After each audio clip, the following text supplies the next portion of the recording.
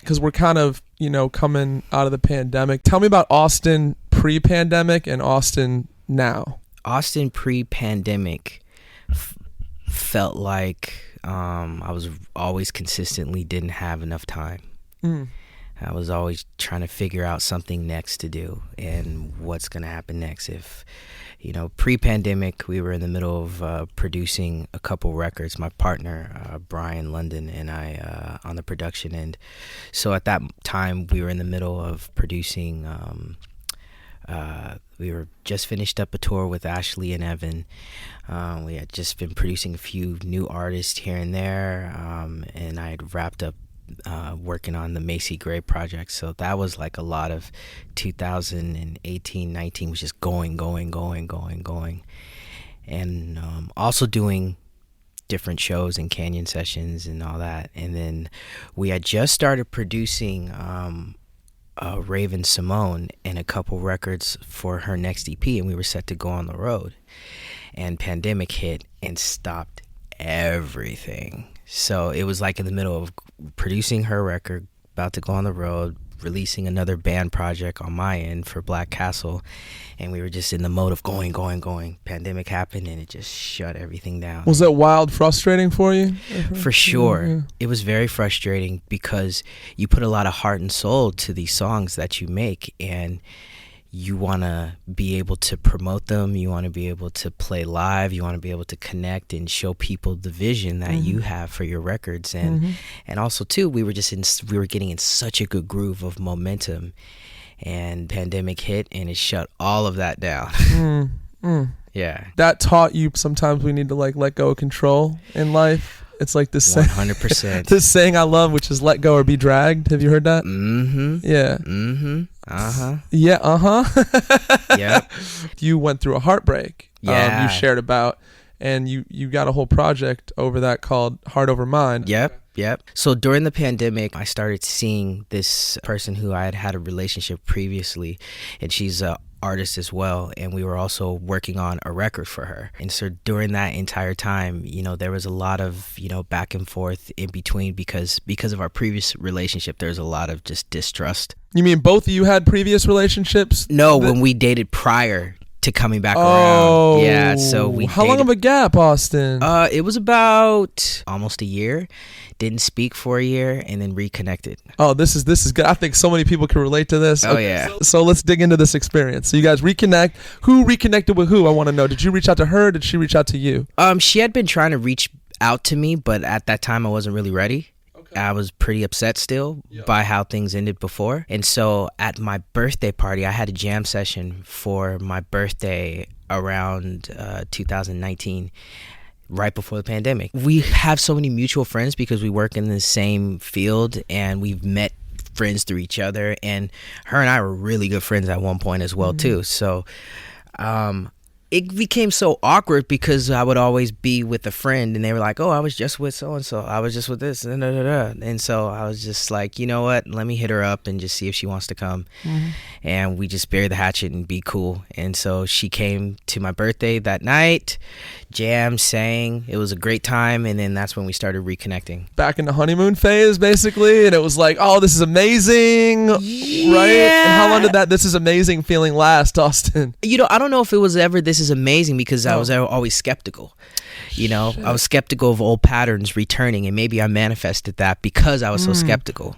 I'm getting the feeling of it's like whatever you focus on expands. That's the vibe I'm getting. So if you came in with distrust, then you're going to magnify the distrust. For sure. I wasn't willing to, let my guard down. She was like, well, how long are you going to make me pay for what happened in the past? And then you mix creativity with that. You mix us working together with that. And then it just becomes a recipe for, just... That's too much pressure on it. Too much pressure on it. Yeah. Way too much pressure on it. Yeah. I heard a couple producers, legendary producers that work with Prince. Jimmy Jam, right? Yeah. Yeah, Jimmy Jam was talking about you can't put pressure on the music. I'm sure we could segue into that too. If you're like, I gotta write a hit. It's like the same principle holds true if you put too much pressure on the music. If you put too much pressure on anything, it doesn't become as authentic. Anything that happens in the right manner happens because of authenticity. You can't predict it. Like I have a buddy of mine, it's this artist Masego, and he just had this record get over 1 billion streams, a song that he freestyled. He had no clue that was going to happen. Yeah. But he was authentic to what he did, having fun, and then the magic came in and it happened. So you can't necessarily predict when that magic is going to happen. So if you put pressure on it, you're probably doing the opposite, because you're trying to force something that's not that hasn't even happened yet. And you got to understand, why are you putting pressure on it? What are you trying to gain from this situation? And is it really in alignment with what's really needed in the whole scope of this ether? Amen to everything you just said, bro. You and I were talking on the phone prior to the interview. We talked about we're channels. We're just channels. If you're creating anything in this world, you're a channel. You're a channel, and energy's real. Yeah, so you're putting pressure on the channel, and you're really constricting the channel. Yeah. And it's not going to, all the goodness and the gems and, you know what I'm saying, and the joy and all the good things are going to be almost cut off. 100%. Yeah. Because none of this comes from us. Say that shit just like hits so hard, bro. It doesn't. It doesn't. When you think you are it, you're completely removing God. You're removing the universe. You're removing the channel that allows you to be the vessel to give what you're being given. That's the blessing, is that you're able to be a channel. And once you're able to tap into that, then you can continue channeling in so many different ways. And then it also helps you not to put as much pressure on your creativity, because whatever happened at that moment, whatever this art piece is, that's what you're supposed to offer to the world. Talk to us about, so when it ended for the second time, just to go back to, I feel like this is an experience so many people can relate to, right? I'm actually fresh off a breakup myself. You know this, right? Yeah, and we're only talking 3 weeks at this point, so it's like real fresh off of like maybe a 10-month relationship. Man. And I thought like this was it. I could put, dating to bed, which, people have different feelings about dating. Some people, oh, it's fun. I'm like, that's just not fun no more. It's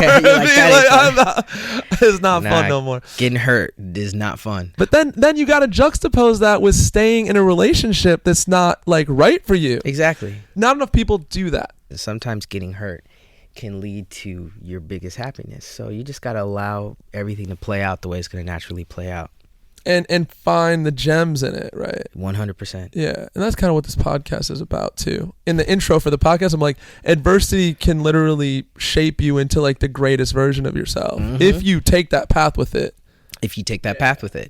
Yeah, 100%. Do you have friends that have basically been kind of buried under their adversity? Yeah, I know plenty of people like that. Is that hard to watch? Especially is it hard to watch because see, people you care about is what I'm saying? Yeah, they allow it to be their excuse, and they try to find their creativity from it, and it's sad to watch because there's so much more out there. So if you're buried under your adversity, you're not allowing yourself to experience newness, because you're consistently focusing on your adversity. Your adversity can seem so heavy to you, which in all actuality it probably is, depending on what it is by who's ever looking at it. But this is such a vast universe, a vast world. It is. It's like the possibilities are they're infinite for what can happen for us. So when things don't work out, we just get pigeonholed into a reality that's not even real. You know what I mean? That's like, it's crazy. It's almost like being at a buffet. It's like this buffet of 50, 60 things, and they ran out of orange chicken, and now we're crying in the corner because there's no more orange chicken. Exactly. But yo, get you some Kung Pao. And by the way, I eat vegan too, so get you some Kung Pao tofu or cashew whatever. Tofu, whatever. It's there for us, but we don't do it. And it reminds me of another thing, Austin, which I want to share with you, which is like, it's like somebody that hates their job that's at work, who has just the wrong view on their job, let's say. It's like if you told them, oh, you're going on an all expenses paid trip to Hawaii for a week, and then they're doing their monotonous thing at work, that's going to be the best day at work they've ever had. You know what I mean? Straight up. It's all about your mindset. Thoughts are things. Legit thoughts are things. So you have to watch what you're thinking about, what you're focusing on, what you're not focusing on. You got to be very, very, very, very careful. What you tune into, you turn into. What you tune into, you turn into 100% unequivocally. That's fact. If you get so wrapped into what you're going through or what you feel like you don't have or you want or you do have that you don't want, then you're only going to manifest more of that. If you think about the mainstream news media, I feel like the frequency is so low. It's low. Right. It's like what's being fed to us is so low. So having the conversations, like you're saying, a lot of people know this stuff now. I would say they're still important to have these conversations and get these out there. Got to. You have to, because you don't know, your way of explaining it might click to the person who didn't necessarily understand the concept before, and now they get it, and now they're tuned in, and now you've helped change their perspective and how they go about their day. You had challenges as a kid. 100%. It was not rainbows and hell no. But where I was very fortunate and lucky is that I had two parents who loved the heck out of my sisters and I. That's beautiful. I mean, and you have a lot of compassion today, am I right? Like you're aware. I mean, you're a vegan, so I feel like some of that is compassion based, isn't it? For sure. You know? And sure. So for me too. Really, what turned me into a vegan was when my father got cancer in 2012, and as my dad all of a sudden got stage 4 pancreatic cancer. Damn. And so before that, he had been on all these medications. He had been on, he had irregular heartbeat, high blood pressure, high cholesterol. Bad diet? Not the best diet, but wasn't horrific. Like he would get to moments where he was where he was cool, and he wasn't crazy overweight either. He wasn't in the best shape, but wasn't crazy overweight. It's just the era that he comes from, what their education was on food and awareness. And, unfortunately, in a lot of these areas, they're not educating Black people on the proper ways of sustaining your life and what you should and shouldn't be eating. So I managed artists, and I would go on tour. And they have what's called food deserts. Do you know about this? Where you're driving through the middle of the country and you can't get a salad or some healthy shit. It's just not even, the best you could do is fast food and gas station food, right? Exactly. And I think it's like that in a lot of really urban Of course. That's why you have mostly fast food places. This is the worst food. And so when my father started doing research, he didn't want to do chemotherapy because his cancer was at such a bad point, and he knew what chemotherapy was going to do to break down his body. So when he did the research, he discovered that cancer could not live in an alkaline body. And so then you got most of your alkalinity from plant-based, from eating a vegan diet. He discovered that. So as a family, we all became vegan to support my father at that time. Beautiful. Unfortunately, he didn't make it. But a month into his being a vegan, he got off all his medications. A month. Damn. It's just the cancer was already too far gone. Yeah. So imagine if he had started that 4 or 5 years prior, he'd still be here with us today. Yeah. So, that is a fact. Being a vegan will preserve your life. That is a fact. And the mental clarity, the spiritual clarity, everything, it's only enhanced all that I want to be and more. Beautiful. You know what HSPs are, right? Highly sensitive people. Word. Yeah. Okay. It's like I feel shit. The lows are a bit lower for me and the highs are a bit higher. Would you say that's true for you too? Like as a creative person? Oh, yeah. Yeah. Oh, yeah. Oh, yeah. And if you're empathic in any way or in tune or in touch in any way, the lows are going to feel really low. Bro, they could be hard, man. Yeah, the lows are low. That's why it's important to do meditative work, whether it's hiking, going to a beach, doing something that's going to get you out of that element and uplifting your spirit. And then when the highs are high, you got to be really cognizant not to get overwhelmed with your high. Yeah. Because that's going to make your low become even lower. So what I've tried to work on for myself is maintaining. I just want a level of balance to where no matter what. Can I keep it 100 with you, Austin? But then I'm like, then we're taking away some of the joys of life to me. No. And I want to really talk through this with you because I'm like, man, I get that phone call, something amazing happens, right? I'm like, I'm in it, bro. I'm like, let's go. Yeah, that's great. Yeah. But keep it in its perspective so you can enjoy it more. Just because you're shooting up with excitement doesn't mean you can't enjoy it the same way if you level it out. You might even enjoy it longer. Excitement's great. Be excited, but keep it cool. That's what you've learned. Yeah. Age, wisdom's taught you all that. Keep it cool. Blessed to have worked with a lot of cats in the studio, and that was one of the lessons that I learned from working with Pharrell. Is just keeping it cool. He says no matter what, just keep it cool. Keep it balanced, and then you'll always be able to recreate. Just keep it balanced. That the idea is the lows won't hit as hard. Or you could even change the perception of it being a low. How so? Because it could be a lesson.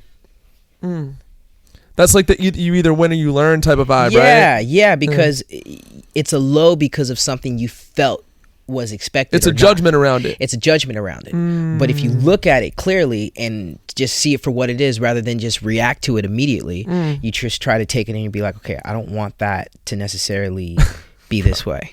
I mean, I love that we're saying this right now, but like practicing it, it's like double diamond, skiing. Yeah, basically. practicing it is like, tough. Because it's like, Kanye has a song called on Life of Pablo called Waves. I'm sure you know, like that's just a wave. It's a wave, bro. Like I just went through a breakup. That was a wave. It was like, it took me. Life will give us all these waves continuously. It's like the ocean. But then you'll have that nice, beautiful swell current come in and make it all cool. Yeah, beautiful. I was watching another interview of yours, and you low-key come from music royalty in some sense, right? Michael Jackson being your uncle. The Jackson family being my family. I just like to correct it because, not taking anything away from the brilliance of MJ, but it was a family operation, and I feel like that gets hushed over so much. Very good point. Most people just MJ, right. And they all work so incredibly hard to create what, I feel, some of my aunts and uncles don't get credit for, which is disgusting to me. Yeah. And they all worked so stinking hard to be where they are. So if you're going to mention it, which I don't, anyone who knows me knows I don't really talk about it, and it's not because I'm ashamed. I just don't talk about it. And that was going to be my next thing, because in the interview that I heard you share about, it was tough for you when you got associated with that growing up. So I heard you share about actually moving to a new city and not mentioning it. Yeah, I didn't tell. I moved to Vegas when I was, my parents moved to Vegas when I was going into high school. And it was like a restart, I guess, per se, because anytime you're somewhere new friends, new this, new that. And it just wasn't anything that I talked about. Just wasn't. Obviously, there's a reason for this, though. I don't want to be inauthentic to what it was. Yes, there was a reason, because I'm not going to wear a sign on my head. And you didn't want people coming with these judgments, basically. You just wanted to be seen for who you were. And people exactly. Right. That's not really my MO. And, I was finding myself and going through my whole thing. And that's when I really started getting into music for myself. And I was just in my own zone with it. We got to keep it a buck. Being associated with that family, it's like Michael Jordan's son plays basketball, right? It's like, it's just such a big shadow, right? Sean Lennon, right? Sean Lennon is John Lennon's kid. Just like, that's a form of adversity in some sense, because like people come in with prejudgments and it's like, so. Oh yeah, I get it. Oh yeah, no. That's what I've dealt with majority of my career. But you could let it affect you, or you could let it make you stronger, because it's nothing that anyone did. It's just it's like you just got born into this, right? That's trippy. Yeah. I was just a lucky sperm. That's so trippy, right? So I just kind of popped in, and I was up in this bitch.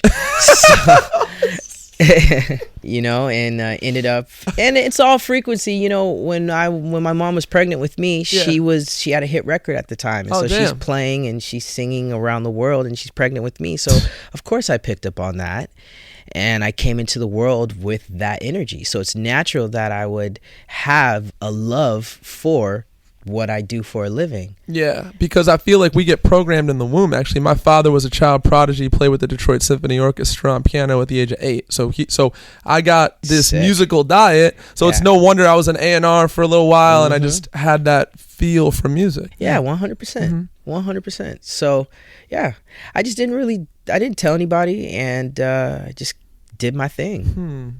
Some kids found out, but... And then shit just got weird, right? Yeah, definitely. When people found out, they would react to me differently, which it was frustrating for a few reasons. Is because you're reacting to me over something that I didn't even do.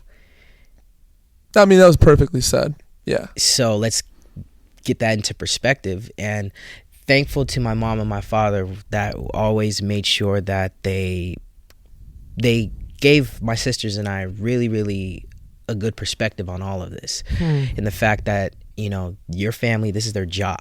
You know, the difference between them and other people is that people just watch them do their job.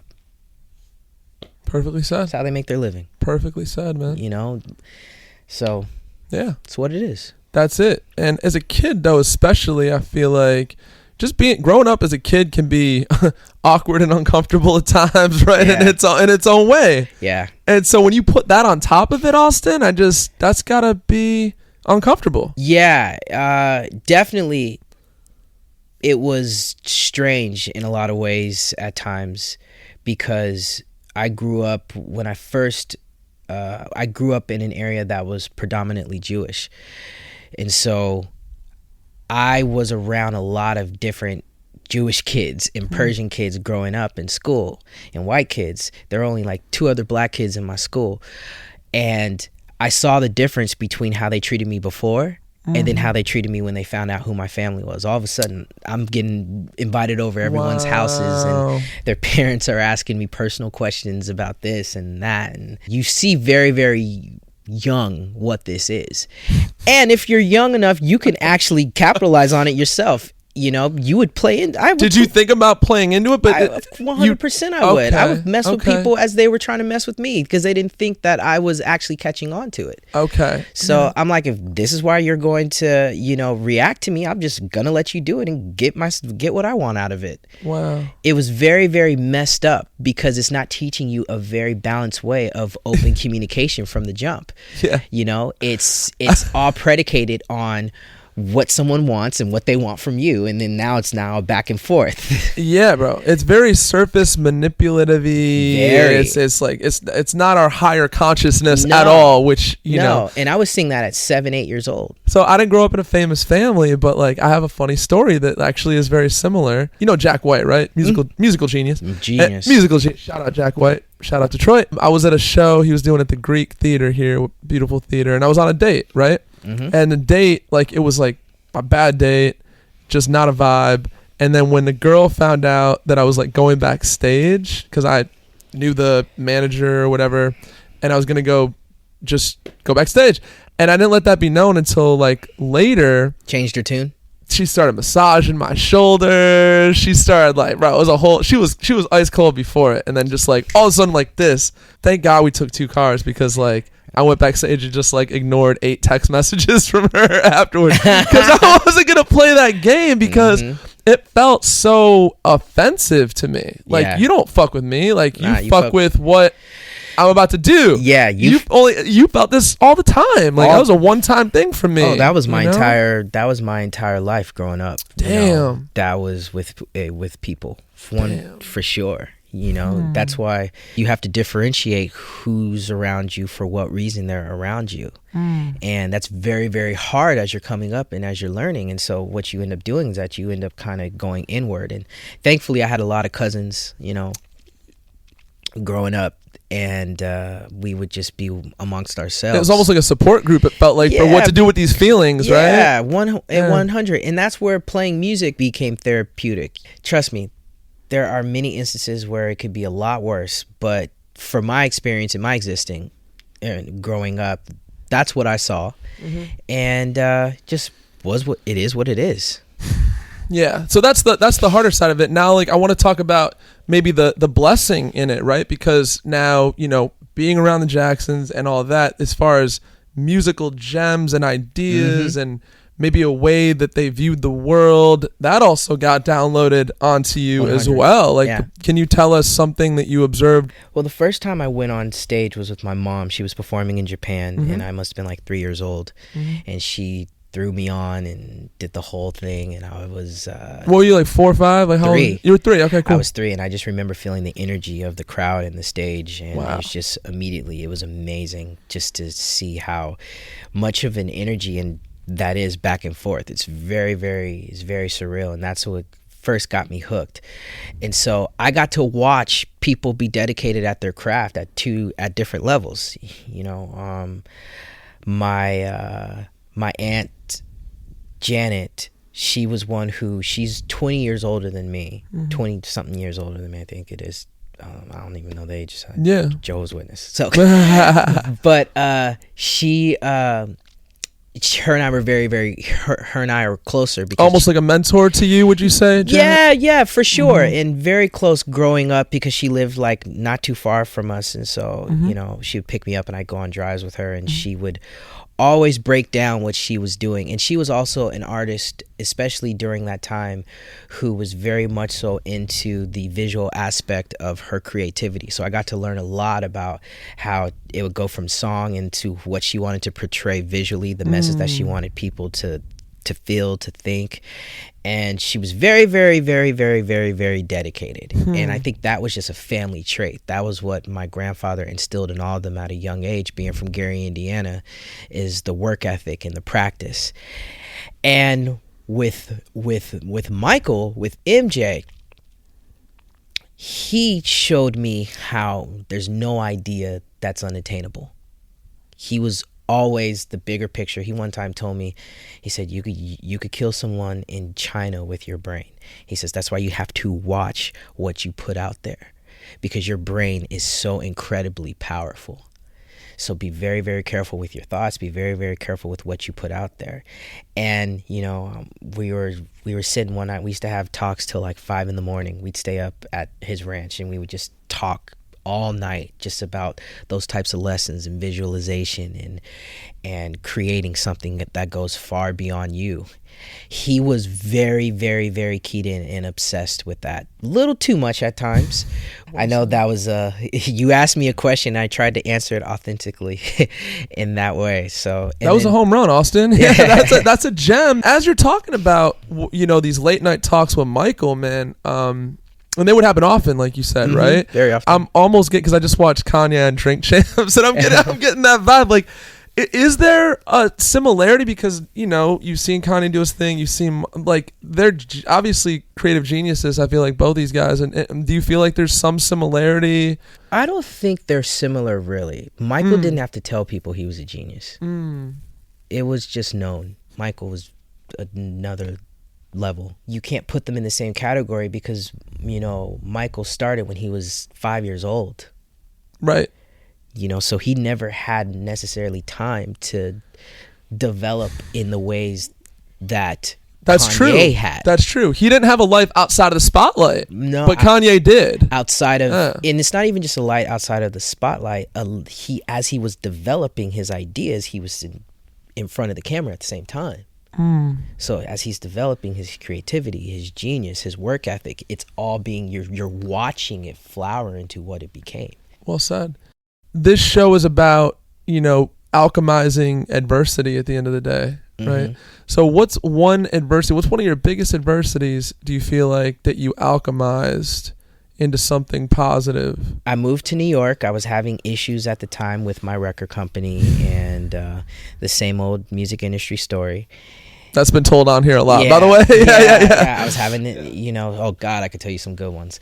But spiritually, I just was broken. I was broken. And so, you know, didn't really work for a few months, and lost all my money because I couldn't necessarily jump to the next point. I was in the middle of doing another deal. The fight with my label happened, so then I lost money on that, and then I had to move back to LA from New York. Were you single or romantically involved at this point, by the way? I was romantically involved with my girlfriend at the time. We were together for 5.5 years, and our relationship didn't necessarily make it past when my father got sick. So I lost my label, lost my father, my girlfriend and I broke up, and then your momentum that you worked your whole life for went away at the same time. My momentum that I worked up my whole life, and then my label, everything fell apart at the same time. Oh, can we just have a moment of silence for like that level of pain, bro? That is next level pain. I know that pain. It all happened at the same exact time. It was brutal. I was heavily drinking, heavily smoking at that time. You know, I've never done like hard drugs ever in my life. I've never But you were smoking weed every day? Oh my God. Damn. All day, every day. All day, every day. I feel like that would get depressing. Didn't it? Was. Right? I was smoking weed.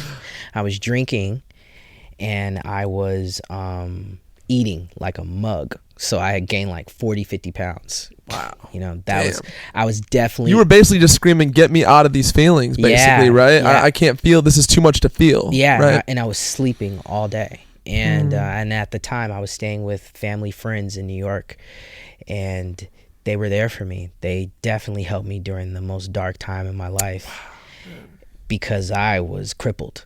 I just lost so much at one time that it broke me. I made mistakes that I shouldn't have made, but at the same time, I didn't know any better. Okay, so what's one thing you would have done differently, Austin? Listen to my father more. But what specifically do you feel like he gave you that you didn't listen to, though? He wanted me to get my life in order a lot earlier, like he did. So he says, you should get married, you should try to do this, you should try to structure yourself up a little bit more for what's right for you. I don't know if he was 100% right, but I wish I had taken some of that advice, because he was seeing so much that I was doing at the time, and he was so proud of me. And he saw how if I structured it up a little bit more, I would be able to sustain it for the long run. I want to be clear here. Are you saying you missed the boat and it's too late? Or are you saying that you're trying to rectify that right now? No, it's not about missing the boat. It's about forming your life in a way that helps you along the road to continue staying on that track. I got it. It's like creating a foundation or something for yourself that you can then operate and do your thing from, right? Exactly. Sink your roots in. Beautiful. So you can continue growing and planting seeds. That's beautiful. That's really the gist of it. I feel like as a creative person, though, I feel like it's easy to get pulled here and there and there. Yeah. Am I right? And then you miss the foundation, and it becomes not as sustainable as it could. Yeah, it becomes not as sustainable, and you get all over the place, and so you got to get reeled back in.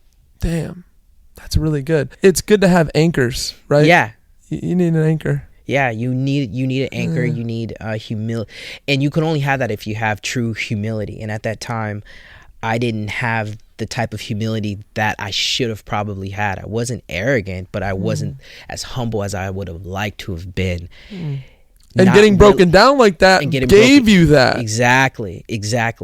Humility is everything. And it's not because I felt like I was better or anything like that, but when you start achieving your goals, you get excited and happy, and now you're like, anything I do, I will do, and this and that, and you got to have that. But at the same time, there's levels to this shit.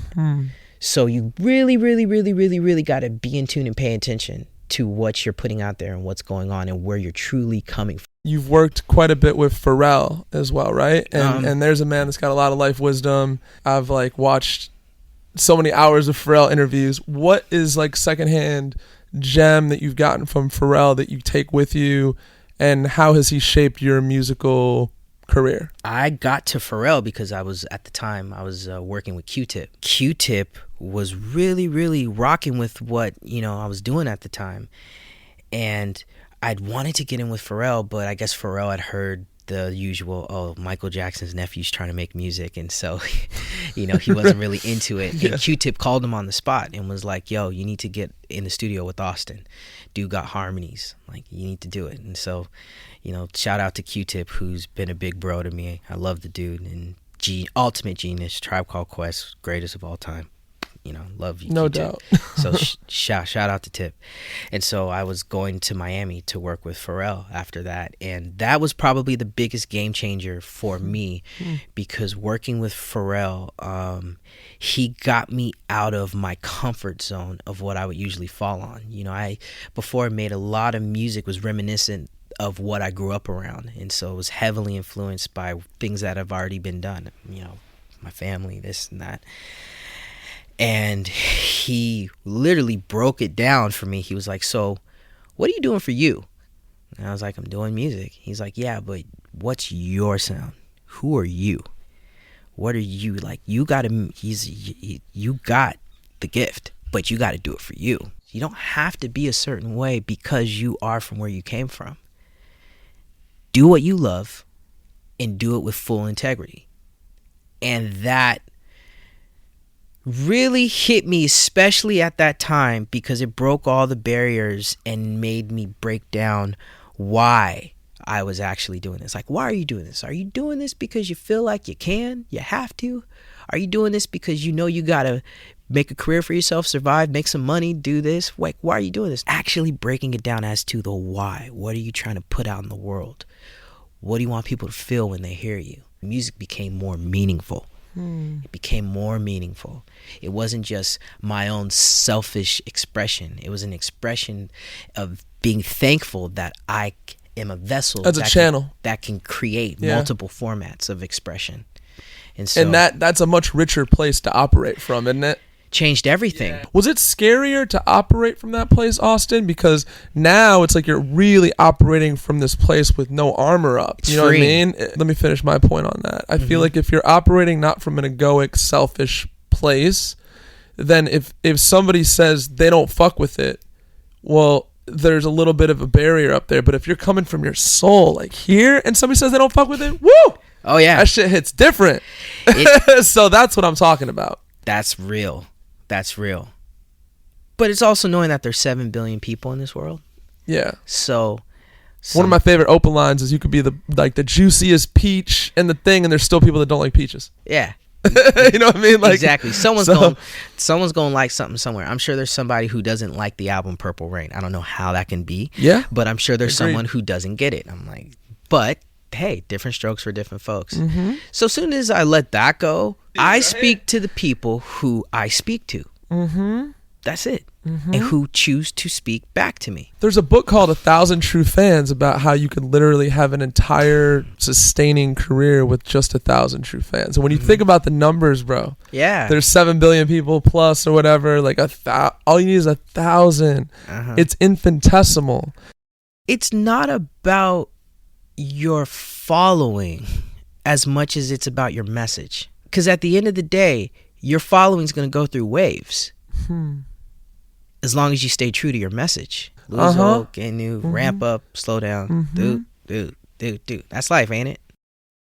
As I've been on my path of creating, I've had little sayings come to me, right? One of those little sayings that came to me, craft over scoreboard. Right. I love that. I love that for so many reasons, because we live in such a society that tries to judge everything and cram by the scoreboard, and by the time frame of which you score your points. 100%. That's a great add-on, by the way, right there. And then we could get discouraged if we buy into that as the metric. Like, that's not the only metric. It's so much more layered than that. But we feel societal pressure sometimes. You got to be married by this age. You got to have a house by this age. You got to have this kids by this age. You got to do this by this age. We're swimming in that energy of that. Do it by this time. Right. You're swimming in an energy that is made up. If you pay too much attention to that, you're going to miss everything for yourself. You said you spent time around Prince, right? Any secondhand gem there? Because, I mean, he's a legendary thinker. Shoot, what I got from him is why I ended up doing acoustic shows and putting out a piano album. I was playing his piano after one of his shows, being young and just, I don't know why you would ever do that. That's bold, bro. Yeah. But he came over to me with Larry Graham. He's like, "Oh, you play?" And I looked up at him and I'm like, "Yeah, nowhere near you." He's like, "Oh, it doesn't matter." He says, "Keep playing, because by the time you're my age," and I think at that time he was in his mid 40s, he was like, "By the time you're my age, you'll be able to play whatever you want." That stuck with me. The overnight success shit is the funniest misnomer that we have, man. Everybody says that. It's always like, it's like 10 years or 15 or 20 years or more for some overnight successes. You know? You can never look at yourself through another person's mirror. So you can't compare yourself to anybody, because your journey is your journey. And everyone has a different perception of what it is to be successful. I remember when I first heard a song of mine on the radio, randomly, I heard my song Minaj on Kiss FM, and I was just like, "Oh my God, yeah, I did it." Yeah. That is a moment. Yeah. Or the first time I performed on an award show when I did the BET Awards years ago, and you're like, "I did it," but that's a moment. All of these are moments, and everybody's working so hard. I feel like to arrive. Really, there's no such. There's no arrival. There's no arrival. It's it's consistency. I don't think that's not the messaging we've gotten though. The messaging is you've made it. That literally is a saying in the culture. You've made it. Yeah. But there is no you've made it. You made it when you were born. I'm having a moment right now. Yeah. I'm having a moment, Austin. Yeah, I could tell. Tommy Lasorda, who was the manager for the Dodgers and a prominent figure in LA. I was lucky enough to have a few conversations with him, and he was like, you know what, Austin? He says, people don't understand. You gotta work. And when you get it, you gotta work even harder to keep it. You gotta just keep working. So the whole perception of you made it, you're gonna have to keep working to keep it. One of the greatest things in life, man, let me tell you this, not stumbling on a situation that would have tripped you up, 2 years ago. Oh my gosh. Isn't that gold? Oh, yeah. Gold. I love that. Yeah. I love that. That's real because it shows that you've evolved. Mm-hmm. It shows that you've evolved into where you're going next. Amen.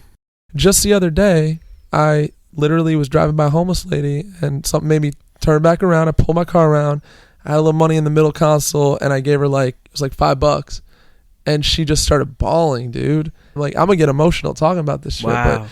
But it has so much more lasting that I in any way did my small little part of bringing somebody joy in their deepest, darkest moment, because this one was just hunched over on the side of the road, and that to me has so much more lasting value than an egoic fulfillment. You see what I'm saying? There's egoic fulfillment, and then there's soul fulfillment. That's what God will remember more than anything. The soul fulfillment. The soul fulfillment of your empathy and love towards his children. His children and other creations within this realm on every aspect and dynamic. So that was real, man. That's what it's about.